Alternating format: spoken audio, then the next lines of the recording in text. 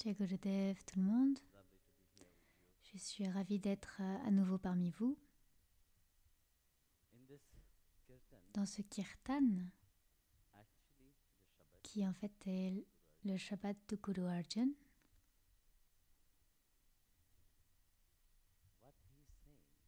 ce qu'il exprime, c'est le désir ardent de notre âme. À chaque instant, nous ressentons un désir profond qui naît dans notre cœur. Mais très souvent, nous ne le percevons pas. Et si nous le ressentons, nous essayons également de l'ignorer. Car vous voyez, si vous ressentez ce désir en vous, vous commencez à vous poser des questions. Et se poser des questions est une chose très dangereuse. Combien d'entre vous se sont posés des questions? Bien, la majorité d'entre vous. Et c'est pour cela que vous êtes ici.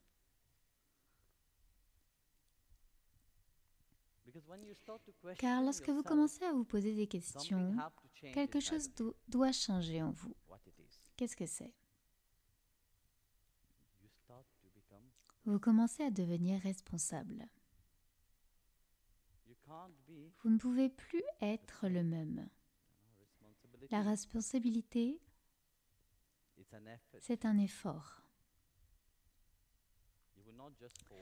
Vous n'allez pas simplement tomber, car très souvent, nous restons assis sans rien faire et nous voulons que tout nous tombe du ciel sur la tête. Surtout sur le chemin spirituel, j'ai vu que nous ne faisons rien, tout vous sera donné. Nous ne voulons pas prendre cette responsabilité. En fait, lorsque vous commencez à prendre responsabilité de votre vie, c'est à ce moment-là que la transformation a lieu. Prendre ses responsabilités, ce n'est pas une chose facile. Par exemple, si vous prenez la responsabilité de maintenant je vais suivre le chemin spirituel, vous devez devenir fort. Car c'est ce qui est en vous doit s'éveiller. À tout prix, cela doit s'éveiller. Toutes les qualités divines qui sont enfouies en vous doivent s'éveiller.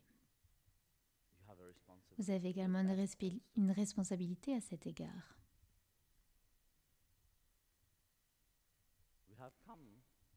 Nous sommes venus dans ce monde. Disons que Dieu nous a placés ici. Il nous a donné un certain dharma, un certain devoir. Nous ne sommes pas simplement sur terre au hasard, sans but dans notre vie. Il y a toujours un devoir unique pour chacun. Et ce devoir unique est celui d'atteindre le plus haut. Dans la Gita, Bhagavan Krishna l'appelle Partha, qui signifie que nous avons un devoir plus grand. Para veut dire le devoir suprême, l'état suprême, le Seigneur suprême lui-même, et Artha signifie comment l'atteindre. Et c'est pourquoi ce corps nous a été donné. Mais que faisons-nous avec cela? Nous faisons le contraire. Nous nous embellissons continuellement à l'extérieur, mais de l'intérieur, nous n'en avons aucune idée. À l'extérieur, on se décore de multiples façons, on s'engraisse, ce qui ne veut pas dire seulement être gros à l'extérieur, mais ça veut dire à tous les niveaux en fait. Nous nous poudrons, nous nous masquons, etc. Nous connaissons tout à l'extérieur. Mais à l'intérieur, nous n'avons aucune connaissance. Nous lisons des livres, d'innombrables livres. Vous pouvez lire, parler, aboyer à l'extérieur, toutes sortes de connaissances. Mais avez-vous regardé à l'intérieur le livre éternel qui se trouve en vous? Personne n'a regardé à l'intérieur ce livre éternel.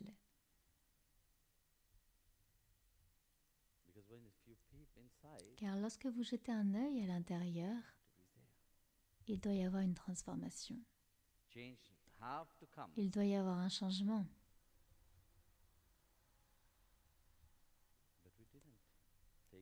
Mais nous n'avons pas pris cette responsabilité. Nous plaçons tous la responsabilité sur quelqu'un d'autre. Quelqu'un viendra et prendra la responsabilité à notre place. Et nous restons assis à attendre que cette personne vienne. Et rien ne change. Les années passent et rien ne change. Aucune transformation n'a lieu parce que personne ne viendra prendre la responsabilité à votre place. Vous devez comprendre que c'est à vous de faire le premier pas. Vous devez prendre cette responsabilité personnellement. Le gourou sera toujours là pour vous inspirer, pour vous mettre au défi, pour vous pousser à vous améliorer. Mais c'est à vous de faire le premier pas.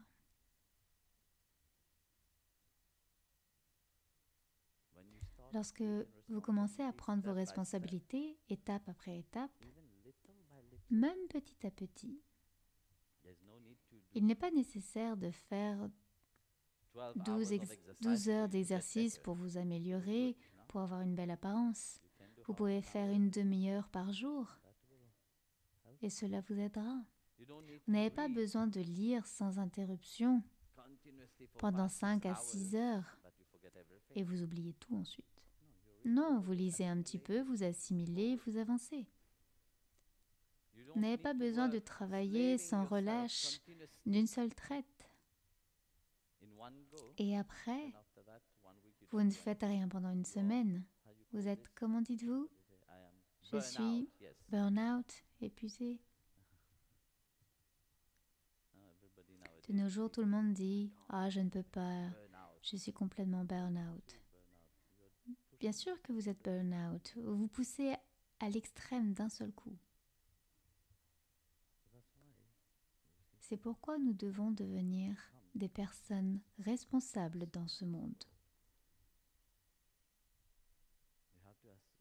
On doit assumer.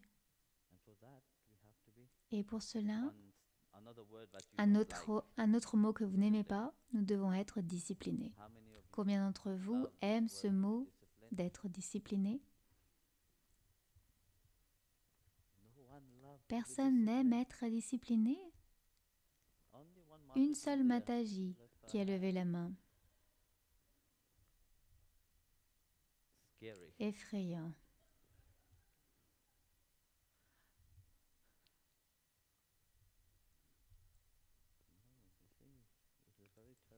Vous voyez, c'est un mot terrible, discipline. Ça fait très peur. Quand on parle de discipline, en réalité, la discipline n'est pas une mauvaise chose. Il suffit de bien s'organiser. Quand on s'organise correctement, tout vient à nous.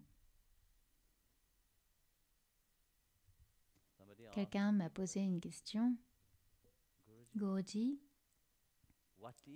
quel est l'antidote pour mettre fin à toute souffrance?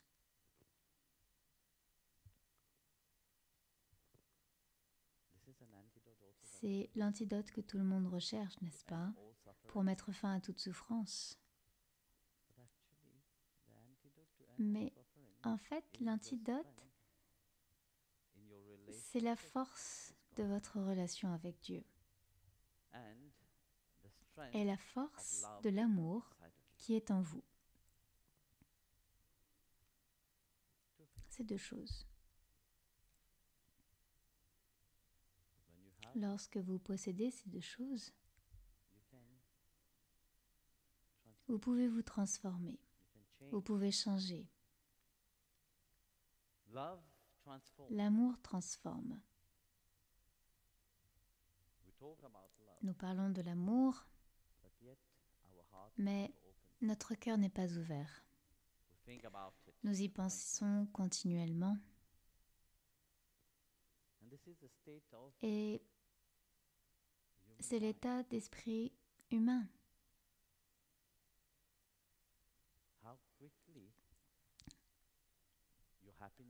À quelle vitesse votre bonheur se transforme en tristesse? À quelle vitesse votre joie, présente à un moment, disparaît l'instant d'après? À quelle vitesse vous gagnez quelque chose et à quelle vitesse vous perdez quelque chose?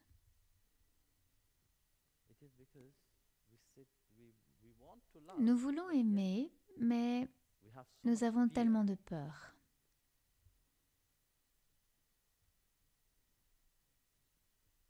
Et la peur est le contraire de la responsabilité. Lorsque nous prenons nos responsabilités, la peur disparaît. Sinon, l'amour vient, l'amour s'en va. La joie vient, la joie s'en va.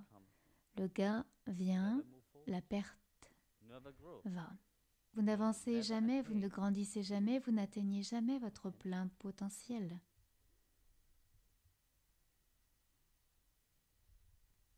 C'est pourquoi le Sadhguru, lorsqu'il entre dans votre vie, il vous rappelle la chose la plus importante. Qui vous êtes et comment atteindre cela. Et vous devez plonger. Pour cela, votre esprit doit se transformer. Vous devez plonger dans le satsang du Sadhguru. Vous devez plonger dans ce que le Sadhguru vous donne. Nos sages parlaient toujours de la grâce du gourou. Mais la grâce du gourou ne s'obtient pas juste comme ça. Vous devez vous rendre digne de cela. Sinon, nous continuons à parler, mais nous ne savons rien. Nous ne faisons l'expérience de rien. Nous parlons d'amour, oui, et pourtant nous ne ressentons pas cet amour. Ça devient aride, une connaissance aride. Vous avez cela partout. Mais quand vous prenez, par exemple, quelqu'un qui s'est vraiment plongé dans cet amour et qui a vraiment déversé cet amour, qui a ressenti cet amour et qui l'a déversé, par exemple, en écrivant un livre ou autre chose, il déverse cet amour dans ce qu'il écrit et ce livre prend vie.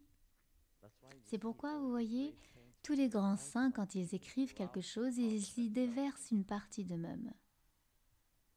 Et quand vous le lisez, vous êtes touché par cela. C'est une transformation qui doit se produire en vous. Elle appelle l'âme à s'éveiller. Elle appelle quelque chose qui sommeille en vous à s'éveiller.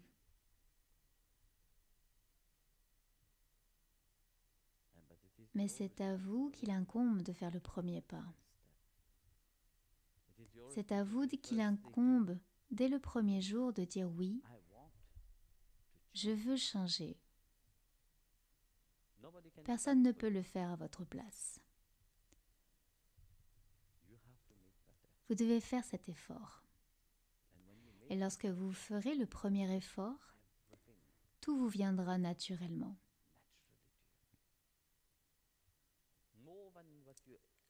Il vous donnera plus que vous visiez, plus que vous pouvez imaginer. Dans l'histoire de Sudama, je ne sais pas combien d'entre vous connaissent l'histoire de Sudama. Ah, certains. Bien. C'est une histoire tellement belle. Sudama était un ami très cher de Krishna. Je ne vais pas entrer dans les détails de son histoire.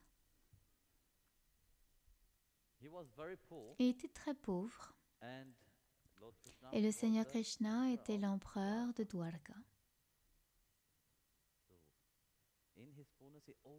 Et il était toujours à louer la gloire du Seigneur Krishna.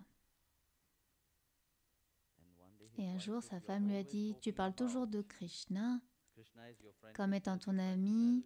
Krishna est ton ami, Krishna est ton ami. Pourquoi est-ce que tu ne vas pas le voir et lui demander de nous aider? On est tellement pauvres. » Sudama a dit, « Je ne vais pas aller voir mon ami pour lui demander quelque chose. » Donc l'épouse était très, insistante. Oui, merci. Donc il ne pouvait pas refuser. Et donc, il s'est décidé de se rendre à Dwarka, donc il y est allé, il est arrivé là-bas. Mais avant de partir, sa femme lui avait donné du riz soufflé. Elle lui a dit, tu ne peux pas aller voir quelqu'un les mains vides. Donne donc cela à Krishna. Arrivant à Dwarka et en voyant le grand palais du Seigneur Krishna, il était très timide. Donc d'abord, il est arrivé, il a demandé, Krishna est mon ami, qu'il a dit aux gardiens, aux gardes. Et ils se sont moqués de lui. Et quand Krishna est arrivé, a appris que Sudama était venu, Krishna a couru vers lui.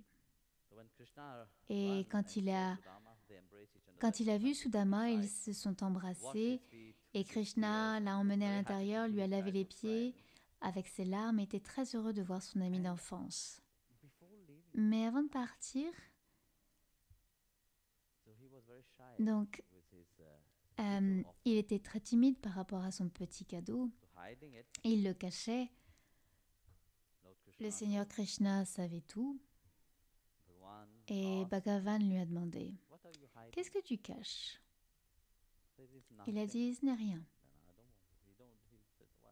Il s'est dit, « Pourquoi donnerais-je ce riz soufflé que j'ai apporté ici, ce cadeau insignifiant ?» Krishna a pris de force le riz soufflé. Il a ouvert le tissu sans réfléchir et rapidement, il a pris 1, 2, puis le 3e grain, sa femme l'a arrêté. Et en agissant ainsi, Bhagavan a donné toutes les richesses à Sudama.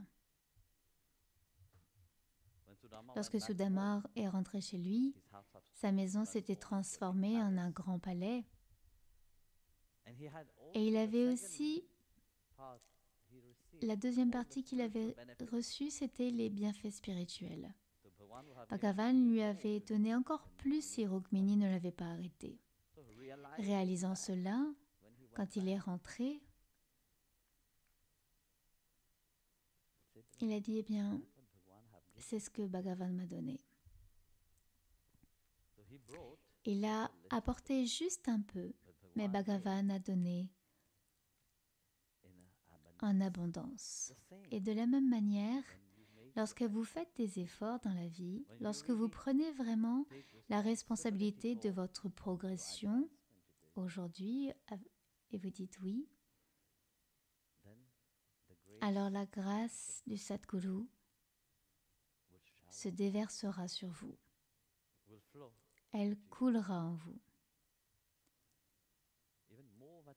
Et il vous accordera encore plus que vous espérez d'obtenir. Il vous bénira.